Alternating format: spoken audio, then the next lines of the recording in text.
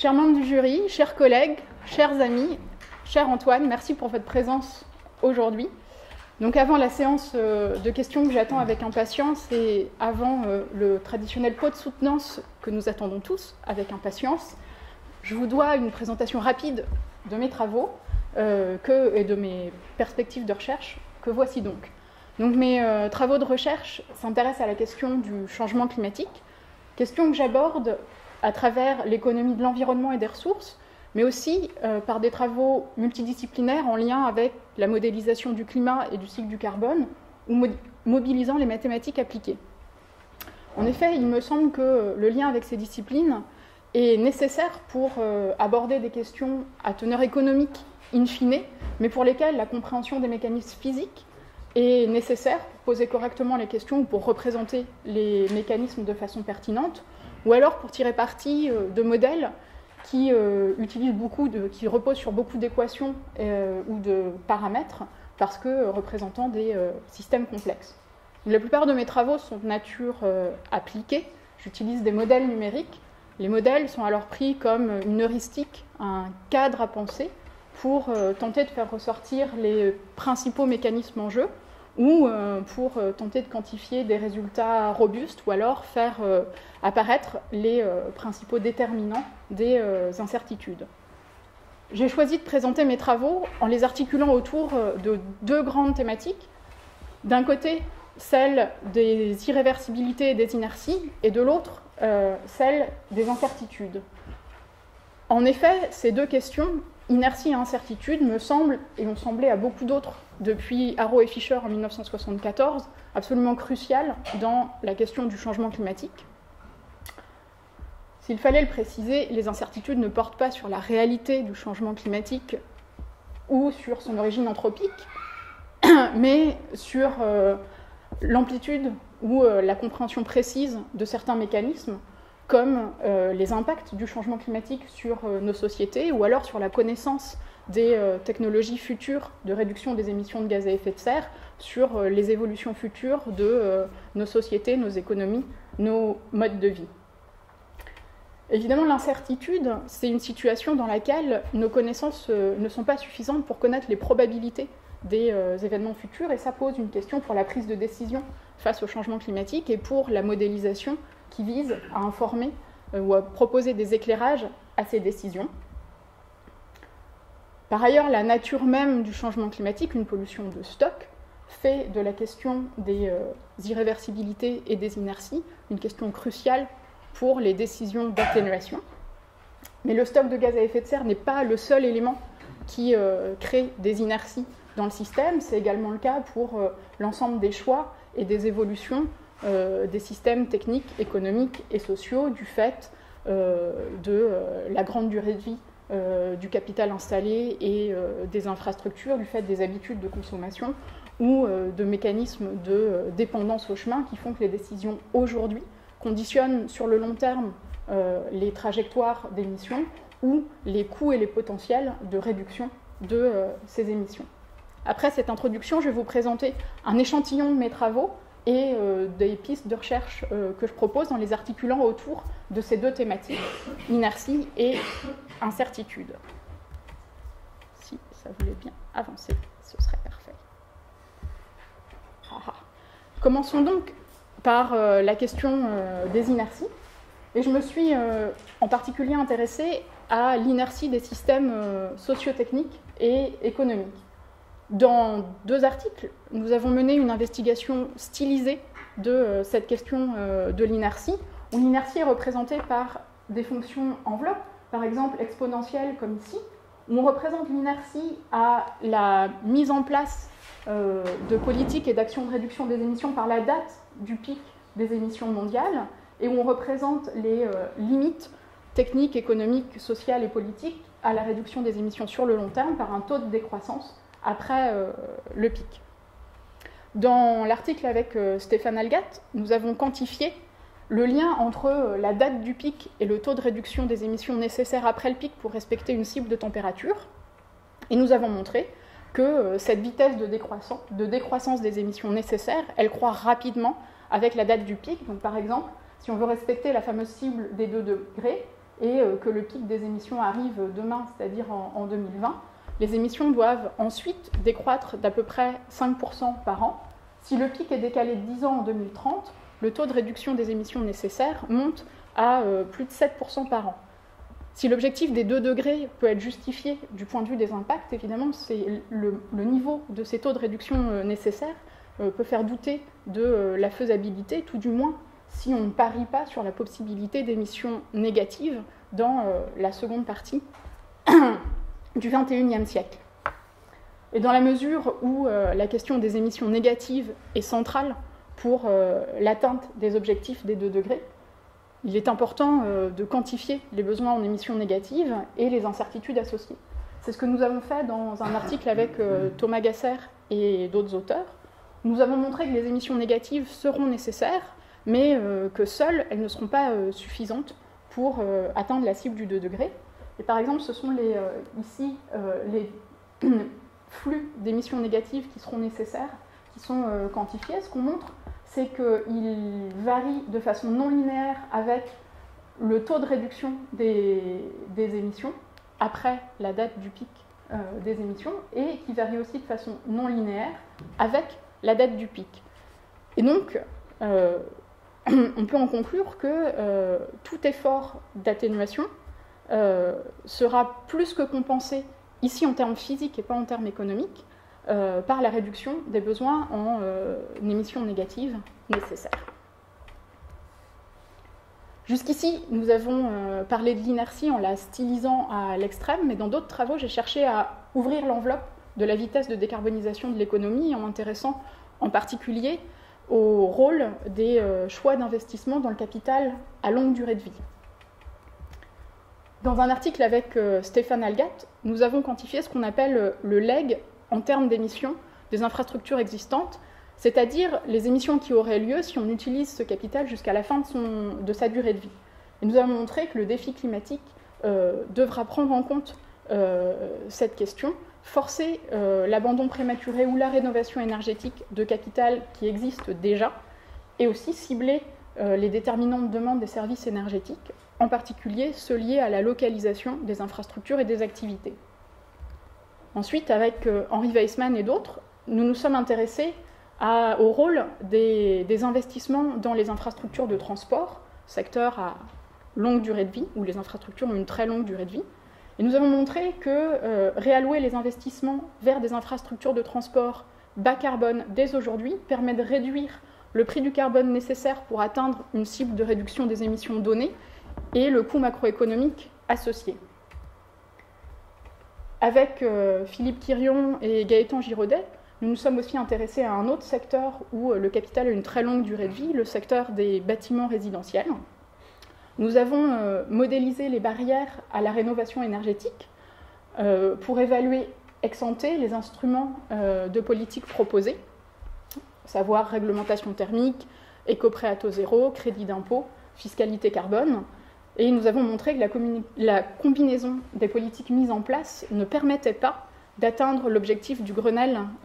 qui fixait de réduire de 38% par rapport à 2008 la consommation d'énergie primaire des bâtiments existants à l'horizon 2020. Mes travaux qui se rattachent à la thématique de l'incertitude ont traité de la prise en compte d'incertitudes multiples sur la croissance, sur les technologies futures, sur les ressources d'énergie fossiles, sur les modes de vie, pour la construction de scénarios socio-économiques, scénarios devant servir à analyser les trajectoires d'émissions et les politiques de réduction de ces émissions. Mes travaux cherchent à s'affranchir du caractère très partiel et arbitraire des méthodes qui sont classiquement utilisées par la communauté de modélisation intégrée, méthode qui repose sur la construction et l'analyse d'un petit nombre de scénarios prospectifs. À l'inverse, ce que nous avons fait consiste à construire un grand nombre des ensembles de scénarios qui explorent l'espace des incertitudes, puis à analyser ces ensembles pour faire ressortir des résultats robustes ou faire ressortir les incertitudes qui comptent, c'est-à-dire les principaux déterminants de tel ou tel résultat d'intérêt. Je vais vous donner brièvement deux exemples. Les deux reposent sur la construction d'un ensemble de scénarios avec le modèle IMACLIMER, qui, en combinant les jeux d'hypothèses, des hypothèses alternatives sur les croissances de la productivité du travail dans différentes régions du monde, sur la disponibilité des technologies bas carbone, leurs coûts et leur potentiel futur, sur les réserves d'énergie fossile, sur l'évolution des comportements de demande d'énergie, etc. Et ici, on représente le résultat de ces scénarios où chaque point est un scénario, avec en ordonnée les émissions cumulées, les émissions de CO2 cumulées, et en abscisse le PIB par habitant mondial à la fin du siècle. Ce qu'on trouve, c'est que des niveaux d'émissions élevés ne coïncident pas forcément avec des niveaux de croissance élevés. Et en particulier, on peut trouver deux familles de scénarios qui ont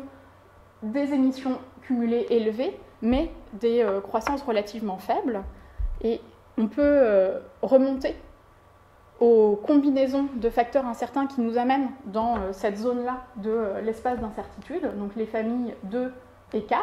Ces combinaisons correspondent à la conjonction d'une grande disponibilité des énergies fossiles, de comportements de demande intensifs en énergie, combinés avec une croissance de la productivité du travail modérée à faible, en conjonction avec une transition démographique lente dans les régions du monde où elle n'a pas encore eu lieu. Une autre application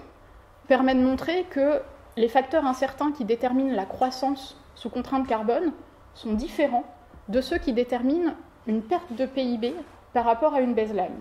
Ici aussi, chaque point, que vous ne voyez pas bien, ils sont en gris, est un scénario. Cette fois-ci, un scénario d'atténuation, c'est-à-dire un scénario dans lequel des politiques climatiques sont mises en place pour atteindre une cible donnée de réduction des émissions de gaz à effet de serre. En abscisse, on a la perte de PIB par rapport à la baseline correspondante, c'est-à-dire le scénario dans lequel il n'y a pas de politique climatique, mais où l'ensemble des facteurs incertains ont les mêmes valeurs que le scénario qui nous intéresse. Cette perte de PIB par rapport à une baseline, c'est la mesure du coût macroéconomique de l'atténuation qui est en général donnée par les équipes de modélisation. C'est aussi celle qui est synthétisée dans les rapports du GIEC, par exemple. Et puis en ordonnée, on a le niveau de richesse absolu atteint dans les scénarios d'atténuation. On trouve que le recyclage des revenus de la tarification du carbone, que les hypothèses sur la disponibilité des technologies bas carbone et des ressources fossiles sont ceux qui déterminent le plus la perte de PIB par rapport à la baseline, alors que les hypothèses sur l'efficacité énergétique et sur les comportements de demande d'énergie sont ceux qui déterminent le plus la croissance dans les scénarios d'atténuation. Ce résultat est potentiellement important, car dès lors qu'il ne s'agit plus de réduire les émissions sous contrainte économique, mais de trouver des modèles de développement qui sont compatibles avec une neutralité carbone, les analyses doivent se focaliser sur des mesures pertinentes, en l'occurrence abandonner cette fameuse perte de PIB par rapport à une baseline, et alors les leviers d'action identifiés sont différents. Pour le bilan de mes travaux, j'ai présenté le changement climatique comme une question relevant de l'incertitude knightienne, ce qui représente un défi pour les décisions et pour la modélisation qui vise à fournir des éclairages aux décisions. Mais jusqu'ici, je n'ai abordé que la deuxième partie du défi, à savoir la prise en compte d'incertitudes dans des études modélisées, et je me suis limitée à la modélisation de l'atténuation. Maintenant, je souhaiterais m'intéresser au cadre de décision en incertitude et à la façon dont des ensembles de scénarios peuvent informer ces cadres. Et je souhaiterais également m'intéresser à la représentation des dommages économiques du changement climatique afin de pouvoir intégrer atténuation et dommages dans un même cadre et éviter les limites liées à l'utilisation d'une baseline sans dommages que j'ai abordées juste avant. Le deuxième axe de recherche que je propose s'attache à développer des éléments d'évaluation de l'architecture internationale climatique, et en particulier des NDC, c'est les contributions nationales qui sont au cœur de l'accord de Paris. Les analyses de ces NDC y compris des analyses que nous avons menées avec le groupe interdisciplinaire sur les contributions nationales qui a été créé à l'occasion de la COP21 et dont je fais partie, ont montré un fort décalage entre la faible ambition des réductions à court terme contenues dans les NDC à l'horizon 2030 et les objectifs de long terme de l'accord de Paris qui, eux, sont très ambitieux. C'est le fameux bien en dessous de 2 degrés, voire 1,5 degrés. La faible ambition en termes de réduction des émissions à court terme contenue dans la NDC soulève en particulier 2 questions que j'aimerais aborder. Celle du leg en termes d'émissions du capital installé, mais cette fois-ci à l'horizon 2030, et celle de risques liés à des trajectoires qui nécessiteraient des réductions très rapides après 2030 des émissions et un recours massif à des émissions négatives. La première question, celle du risque d'accroissement du leg en termes d'émissions du capital installé, résulte évidemment de l'irréversibilité des investissements et des longues durées de vie du capital en jeu, comme je l'ai déjà abordé, si bien que tout délai à l'atténuation risque de perpétuer un capital installé à fort contenu carbone et d'exacerber la question de l'abandon du capital existant pour la trajectoire post-2030. Ce que je propose, c'est de quantifier ce leg et d'explorer la question de l'abandon prématuré de capital à partir de la représentation des NDC dans le modèle IMACLIMER, qui nous permettra d'évaluer les transformations technologiques et structurelles, ainsi que le contenu carbone du nouveau capital installé à l'horizon 2030, résultant donc de la mise en œuvre des contributions nationales annoncées. La seconde question pose celle de l'arbitrage entre un recours massif à des émissions négatives, recours qui risque de ne pas être possible ou d'avoir des effets secondaires très importants, et la faisabilité et les coûts d'une bifurcation rapide des émissions à court terme. Donc nous étudierons cet arbitrage en évaluant des trajectoires d'émissions alternatives, combinant plus ou moins d'émissions négatives et plus ou moins de réductions précoces et rapides à court terme, simultanément avec le modèle IMACLIMER et des modèles de cycle du carbone et de climat. Et ce travail visera en particulier à évaluer la valeur d'assurance que représentent des réductions d'émissions précoces face à l'incertitude sur les potentiels et les coûts d'émissions, de technologies d'émissions négatives. Je suis consciente que ce programme de travail est sans doute trop ambitieux, mais je ne vais pas le mettre en œuvre toute seule, d'où notamment ma demande d'habilitation à diriger des recherches. Je vous remercie de votre attention. Et je serais maintenant ravie d'échanger avec vous sur le bilan de mes travaux et encore plus sur les pistes de recherche que je propose.